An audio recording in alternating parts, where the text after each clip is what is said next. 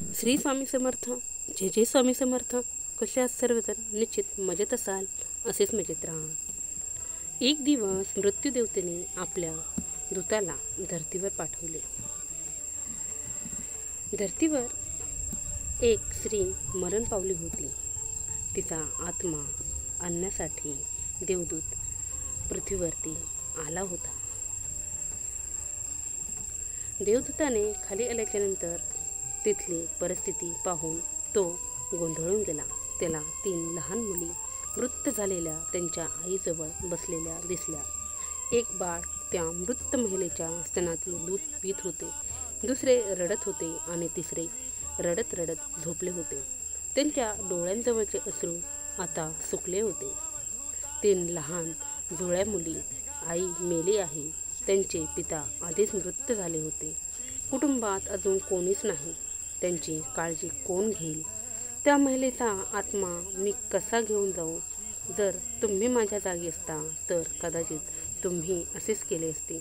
त्या महिलेला 3 लहान जुळ्या मुली आहेत. एक अजूनही तिच्या स्तनाला जोडलेलं आहे, दुसरं रडत आहे, तिसरं रडत रडत झोपी गेलेलं आहे. तिच्या आईजवळ पडून होती. अशी परिस्थिती बघून मला या 3ही मुलींची दया आली. दूताने मृत्यूदेवतेला विचारलं, आपण त्या बाईला अजून थोडे दिवस जगवू शकत नाही का, जेणेकरून त्या 3ही मुली थोड्या मोठ्या होतील.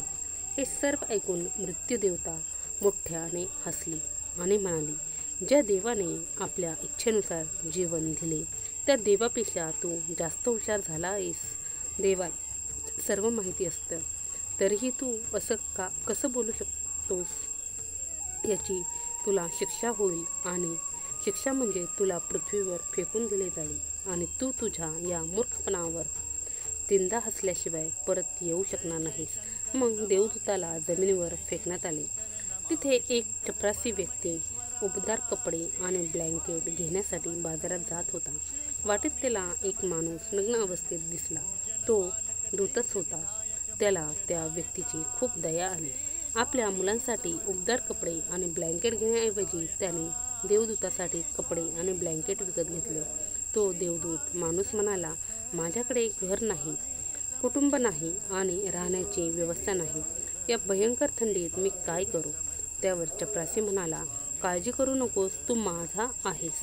माझ्या घरी राहा. पण माझ्या मुलांसाठी आणि बायकोच्या कपड्यांसाठी आणलेल्या पैशातून मी तुमच्यासाठी ब्लँकेट आणि कपडे घेतले आहेत आणि मी आता रिकाम्या हाताने घरी जातो. त्यामुळे माझी पत्नी नक्कीच रागावेल. चांगली बोलू दे किंवा वाईट असेल, पण तुम्ही काळजी करू नका. काही दिवसात सर्व काही ठीक होईल. चपरासी त्याच्या पत्नीला अजूनही माहिती नव्हतं की आपल्या घरी देवदूत आले आहेत. यानंतर आनंदाचा महापूर येणार आहे. चपरासी दूताला घेऊन घरी पोहोचला आणि घडलेली सर्व घटना पत्नीला सांगितली. ती रागाने चिडली आणि खूप वाईट बोलून गेली. आणि त्या दिवशी देवदूत पहिल्यांदा हसला. तेव्हा मोचीने देवदूताला विचारले, तुला हसायला काय झालं? तेव्हा देवदूत म्हणाला, जेव्हा मी 3 वेळा हसेन तेव्हा तुम्हाला सांगेन. देवदूत येताच घरात सुखाची हजारो दारे उघडणार होती, पण त्यात मोचीचा ही दोष नव्हता. त्याला वाईट वाटत होतं, पण त्याला फक्त मुलांचे कपडे आणि ब्लँकेट्स गेलेले दिसत होते. काय हरवले ते त्याला दिसत होते, पण त्याला काय मिळाले ते त्याला दिसत नव्हते. मी देवदूत असून याची पत्नी आपल्यावर चिडत आहे हे बघून त्याला हसायला आले. 10 दिवसात मोचीने त्याचे सर्व काम देवदूताला शिकवले. अवघ्या 10 दिवसात आणि अवघ्या काही महिन्यातच तो खूप चांगल्या प्रकारे चप्पल बनवायला शिकला. त्याचे चप्पल खूप प्रसिद्ध झाले. पूर्ण देशभर ही गोष्ट पसरली की असे चप्पल बूट इतर कोठेही बनत नाहीत. एक दिवस बादशहाचा एक माणूस आला आणि म्हणाला की हे चामडे खूप किमती आणि मौल्यवान आहे. ते सहजासहजी कुठेही मिळत नाही. कोणतीही चूक करू नका आणि सम्राटासाठी यातून बूट बनवायचे आहेत. मी पुन्हा एकदा सांगत आहे, बूट बनवायचे आहेत, चप्पल नाही. त्यावेळी अशी प्रथा होती की माणूस मेला की त्याला चामड्याने झाकले जायचे. मोची देवदूताला म्हणाला की चप्पल बनवून तुम्ही चूक करू नका, अन्यथा तुम्ही खूप मोठ्या संकटात पडू शकता. आणि हे बादशाचे काम आहे. पण तरीही देवदूताने चप्पलच बनवले. चप्पल बनवल्याचे पाहून मोचीला राग आला. तू आम्हाला फासावर चढवणार असं बोलून काठी उचलून तो देवदूताला मारायला लागला. मी तुम्हाला पुन्हा पुन्हा सांगितले होते की चप्पल बनवायचे नाहीत, पण चप्पलच का बनवली? देवदूत पुन्हा जोरजोरात हसला. तेवढ्यात एक माणूस सम्राटाच्या घरातून धावत आला. तो म्हणाला, बूट बनवू नका, चप्पल बनवा, कारण सम्राट मरण पावला आहे. भविष्य अज्ञात आहे हे त्याच्याशिवाय कोणालाच माहिती नाही आणि माणूस भूतकाळाच्या आधारे निर्णय घेतो. सम्राट जिवंत असताना बूट लागत होती आणि आत्ता मृत झाल्यावर स्लीपरची गरज होती. तेव्हा तो मोची देवदूताची पाय धरून माफी मागू लागला की मला माफ करा, मी तुम्हाला मारले, मला क्षमा करा. पण तो देवदूत म्हणाला, हरकत नाही, मी माझी शिक्षा भोगत आहे. पण तो आज पुन्हा हसला. मोचीने पुन्हा विचारले की हसण्याचे कारण? मी 3दा हसीन तेव्हा सांगेन. तो पुन्हा हसला.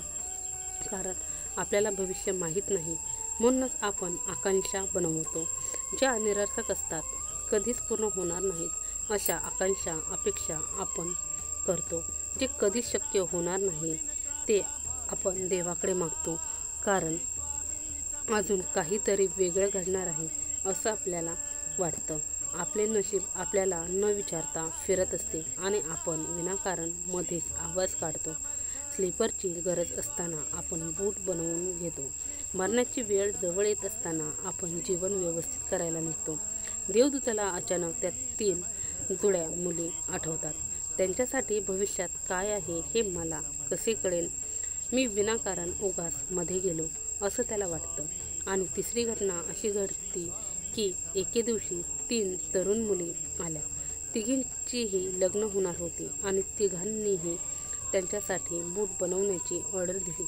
तसंच त्यांच्यासोबत एक वृद्ध स्त्री आली जी खूप श्रीमंत होती. देवदूताने आत्ता ओळखले, या 3 त्याच मुली आहेत ज्यांना त्याने मृत आईजवळच सोडले होते आणि ज्यांच्यामुळे तो शिक्षा भोगत आहे. ते सर्व निरोगी, सुंदर होते. त्याने त्यांना विचारले, या 3 मुली कोण आहेत? ती वृद्ध बाई म्हणाली, या माझ्या शेजारच्या बाईच्या मुली आहेत. ती गरीब स्त्री होती. ती इतकी आजारी होती की शेवटी तिच्या अंगात दूध नव्हते. तसंच त्यांची परिस्थिती इतकी गरिबीची होती की त्यांच्याकडे पैसे, कपडे काहीच नव्हते. फक्त 3 जुळ्या मुली होत्या. त्यांना दूध पाजत असतानाच तिचा मृत्यू झाला. पण मला या 3 चिमुकल्या मुलींची दया आली. मला मूळबाळ नाही आणि म्हणूनच मी खूप प्रेमाने या 3 मुलींचा सांभाळ केला. आई जिवंत असती तर या 3ही मुली गरिबी, उपासमार आणि दारिद्र्यात वाढल्या असत्या. आई मरण पावली म्हणून या 3 मुली मोठ्या संपत्ती आणि समृद्धीत वाढल्या आणि आता या तिघी त्या वृद्ध महिलेच्या सर्व मालमत्तेचे मालक आहेत आणि त्यांचे लग्न सम्राटाच्या कुटुंबात होत आहे. देवदूत तिसऱ्यांदा पुन्हा हसला आणि त्याने मोचीला सांगितले की ही 3 कारणे आहेत माझ्या हसण्याची. चूक माझीच होती. नियती महान आहे. आपण जेवढे पाहू शकतो तेवढेच आपण पाहतो आणि जे पाहू शकत नाही त्यांचा विस्तार खूप महान आहे. आणि आपण काय पाहू शकतो यावरून आपण कोणताही अंदाज बांधू शकत नाही. मी माझ्या मूर्खपणावर 3दा हसलो आहे. आता माझी शिक्षा संपली आहे आणि आता मी जातो, असं तो मोचीला बोलून निघतो. देव जे काही करतो ते चांगल्यासाठीच करतो. स्वामी भक्तांनो, आपल्याला आजच्या कहाणीतून हे शिकायला मिळालं की आज घडलेल्या घटनांवरून आपण हे ठरवू शकत नाही की भविष्यात हे आपल्यासाठी चांगले आहे की वाईट. याचे उत्तर भविष्याच्या गर्भातच दडलेले आहे. त्यामुळे प्रत्येक चांगल्या किंवा वाईट घटनेला प्रतिक्रिया देणं व्यर्थ आहे. आपल्याला फक्त जे होत आहे त्याची साक्षी बनण्याचा प्रयत्न करायचा आहे. गौतम बुद्ध नेहमी त्यांच्या शिकवण्यात एकच सांगतात, भूतकाळाबद्दल कधीही खेद करू नका आणि भविष्याची जास्त चिंता करू नका. आज आणि या क्षणात जगा आणि त्यांच्याशी एक व्हा. हाच एकमेव मार्ग आहे सर्व चिंतातून मुक्त होण्यासाठी. तर आजचा व्हिडिओ कसा वाटला हे निश्चित कमेंट्समध्ये सांगा आणि असेच आपले नवनवीन व्हिडिओ पाहण्यासाठी अजून आपल्या चॅनलला सबस्क्राईब केले नसेल तर आपल्या चॅनलला सबस्क्राईब करा, बेल आयकॉन ऑन करा, जेणेकरून असे छान छान व्हिडिओ तुमच्यापर्यंत येतील आणि तुमच्या जीवनाचेही कल्याण होईल. झालेली सेवा स्वामींचरणी रुजू. श्री स्वामी समर्थ. जय जय स्वामी समर्थ. श्री स्वामी समर्थ महाराज जय.